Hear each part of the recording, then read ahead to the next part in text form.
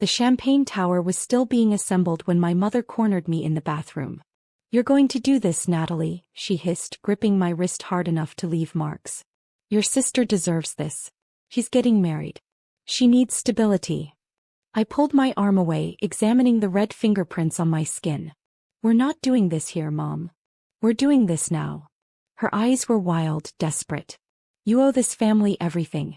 That salon should have been Vanessa's from the start. The salon I'd built from nothing. The business I'd scraped together with a $15,000 loan and 7 years of 16-hour days. The 3-location empire that now employed 22 people and grossed $740,000 annually. That salon. I'm going back to the party," I said quietly, pushing past her. "Don't you dare walk away from me." But I did. I walked back into the ballroom where my baby sister's engagement party was in full swing. 48 people milled around tables draped in blush pink linens. Vanessa held court in the center, her new ring catching the light, her fiancé Brad looking vaguely uncomfortable in a suit that cost more than his monthly salary. A suit I'd paid for, actually, along with the engagement party, and the down payment on their future apartment. My phone buzzed. A text from my business attorney, Marcus Webb. "Documents ready. Standing by as requested. Good luck." I'd known this was coming. Mom had been dropping hints for 3 months. Ever since Vanessa announced her engagement to Brad, a creative type, who worked part-time at a record store and spent his evenings writing the next great American novel. Translation: unemployed with delusions of grandeur. Dad clinked his glass. The room fell silent. "Everyone, thank you for celebrating this beautiful moment with us," he began, his car salesman smile gleaming. "Vanessa and Brad are starting their life together, and as parents, we want to give them every advantage." My stomach dropped. "Natalie has been blessed with success," Dad continued, gesturing toward me. "Her salon business has done remarkably well. And we've decided as a family that it's time for her to pass that success forward." Oh, he wasn't. "Natalie will be transferring ownership of Luxe Beauty Salon to Vanessa, giving her sister the foundation she needs to build her future." The room erupted in applause. Vanessa squealed, jumping up to hug me. I stood frozen, her arms around my neck, her perfume choking me. "Thank you, thank you, thank you," she gushed. "I promise I'll make you proud. Brad and I have so many ideas for the business." I pulled away. "What?" "For the salon." She was practically vibrating. "Brad thinks we should rebrand, maybe add a coffee bar, make it more Instagram-friendly." "Vanessa." My voice cut through her rambling. "I never agreed to this." Her smile faltered. "What do you mean?" "Dad just said." "Dad doesn't own my business." "I do." The applause died. 48 pairs of eyes locked onto me. Dad's smile tightened. "Natalie, we discussed this." "You discussed it? With yourselves? Without me?" Mom stood up, her face flushing. "Don't you dare make a scene at your sister's engagement party." "I'm not making a scene." "You are." I turned to face the room. "I built Luxe Beauty from nothing 7 years ago. I own it outright. No one has the authority to transfer it to anyone." "You're being selfish." Vanessa's voice went shrill. "I need this. Brad and I need income." "Then get a job." Gasps rippled through the crowd. Brad's face went red. "How dare you?" Mom's voice shook. "After everything we've done for you." "What exactly have you done for me?" I asked calmly. The question hung in the air like smoke. "We raised you." Dad sputtered. "We gave you a home and education." "You gave Vanessa a home and an education," I corrected. "I paid for my own cosmetology school. My own car. My own apartment. The only thing you gave me was a curfew until I moved out at 19. "That's not true." Mom's voice cracked. "We've always treated you both equally." "Really? Should we ask who paid for Vanessa's car? Her college tuition? Her sorority fees? Her spring break trips?" Silence. "That's what I thought." I pulled out my phone and opened my files. "Since we're having this conversation publicly, let's make sure everyone has all the facts." I'd prepared for this. Spent 2 weeks compiling everything, printing it out, organizing it into neat packets.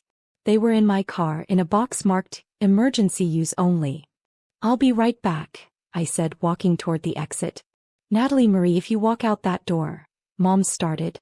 You'll what? Disown me? Threaten me? You're already trying to steal my business in front of 48 witnesses. I retrieved the box from my trunk and returned to a room so silent you could hear the champagne bubbles popping. I placed one packet on each table. 8 tables, 6 packets per table, every single page meticulously documented. Page 1, I announced. Financial support I've provided to this family over the past 6 years. Total, $167,000. The sound of pages flipping filled the room. Page 2, breakdown of Vanessa's expenses that I've covered.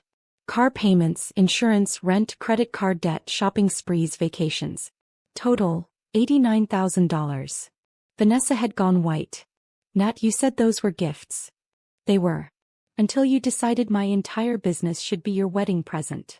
Page 3, I continued relentlessly. Loans to my parents for temporary emergencies. New roof, $23,000. Kitchen renovation, $18,000. Dad's investment opportunity, $31,000. All loans. None repaid. Dad's hands were shaking. Several relatives were reading intently now, some pulling out their phones to take pictures of the documents. And finally, page 4. A complete breakdown of what Luxe Beauty Salon is actually worth. Current valuation, $1.2 million. Annual revenue, $740,000.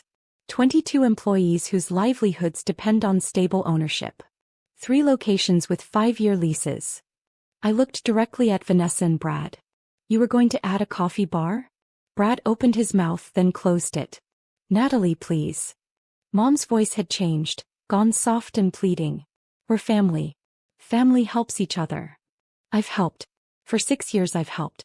I've funded every crisis, every dream, every whim. I paid for this engagement party. The one where you tried to publicly blackmail me into giving away my business. It's not blackmail. Dad roared. It's what's right. You're successful. Vanessa needs a chance. Vanessa has had dozens of chances. My voice finally rose. 4 different colleges, 3 majors, 6 jobs she quit because they weren't fulfilling. Every single time I paid the bills. I covered the gaps. I made it okay for her to fail because someone would always catch her. I haven't failed. Vanessa was crying now, mascara running. I just haven't found my path yet. You're 26 years old. When do you plan to start looking? The words landed like stones. My phone buzzed. Marcus entering now. The ballroom doors opened. Marcus Webb walked in, 6'3" and imposing in a charcoal suit, carrying a briefcase that probably cost more than Brad's car. Behind him was Amanda Frost, the property manager for all 3 of my salon locations. Mom's face went from red to gray. Miss Chin, Marcus said formally. I apologize for the interruption, but you asked me to be here at precisely 7:30 p.m. I checked my watch. 7:32 p.m. Close enough. Thank you for coming, Marcus. I gestured to my parents. I believe you've prepared some documents that need to be explained to my family? He set his briefcase on the nearest table and pulled out a folder. I have. Mr. and Mrs. Chin, I'm Marcus Webb, Ms. Natalie Chen's business attorney. It's come to my attention that you've attempted to transfer ownership of Luxe Beauty Salon without the owner's consent. We didn't, Dad started. You announced it publicly, creating a verbal contract in front of witnesses. That's legally actionable. Marcus's voice was ice. However, my client is willing to forego legal action on one condition. He slid a document across the table. This is a cease and desist order. You will not contact Ms. Chin regarding her business, her finances, or any requests for monetary support. You will not harass her employees or attempt to access her properties. Violation will result in immediate legal action, including a restraining order and a lawsuit for the $167,000 in documented loans. The room was dead silent. Amanda stepped forward. I'm Amanda Frost, property manager for Luxe Beauty's 3 locations. As of today, security protocols have been updated. Mr. and Mrs. Chin and Vanessa Chin are barred from all premises. This includes the parking lots. Any attempt to enter will be treated as trespassing. You can't do this. Mom shrieked. She's our daughter. She's a grown woman whose boundaries you've violated repeatedly, Marcus said flatly. The documents everyone received tonight show a clear pattern of financial exploitation. Miss Chin has been more than generous. That generosity is now ended. Vanessa lunged toward me, Brad grabbing her arm. Nat, please. I didn't know they were going to do this. I thought you agreed. You thought I'd just hand over everything I built? 7 years of work? My career. I thought you loved me. He was sobbing now, truly ugly, crying. You're my sister. And you've never treated me like one. The words came out quieter than I intended, but they carried. I've been your aim, your safety net, your fallback plan. But I've never been your sister. Dad finally found his voice. You're making a mistake, Natalie. Family is all you have. Family respects each other.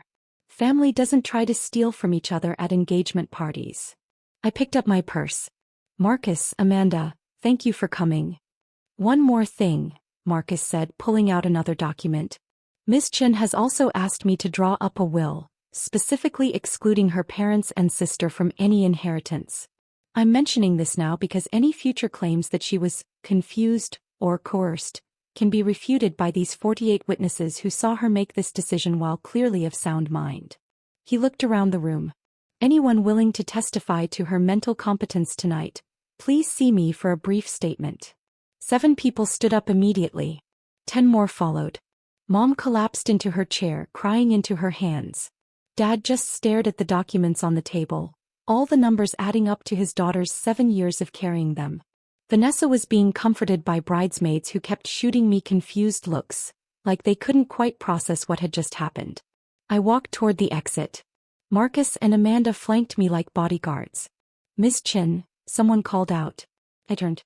One of Vanessa's college friends, a girl named Rebecca I'd met twice. I just want to say, what you did was brave. My family does the same thing to me. Thank you for showing me it's okay to say no. I nodded, not trusting my voice. Outside in the parking lot, I finally broke down. 7 years of being the family bank, the family savior, the family disappointment despite doing everything right. It all came crashing down. Marcus handed me a handkerchief. First 24 hours are the hardest. After that, it's just freedom. He was right. My parents tried calling 63 times in the next week. I blocked them after the first day. Vanessa sent emails begging for just one conversation. I marked them as spam. The wedding happened without me. I heard it was lovely.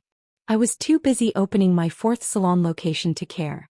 6 months later, I got a card from Rebecca, the girl from the engagement party. Inside was a photo of her in front of her own business, a small bakery with her name on the sign. The note said, "You inspired me to stop funding my brother's failures and start funding my own dreams. Thank you." I put it on my desk, right next to my first dollar from Lux Beauty. My family still doesn't speak to me. Mom tells relatives I abandoned them. Dad says I'm heartless. Vanessa posts passive-aggressive quotes about fake family on Instagram. Me. I sleep like a baby in my paid-off penthouse, running my 4 successful salons, finally free from the weight of other people's choices. Some families are born. Some families are built. And some families need to be left behind so you can finally build a life that's actually yours. I chose the third option. And I've never looked back.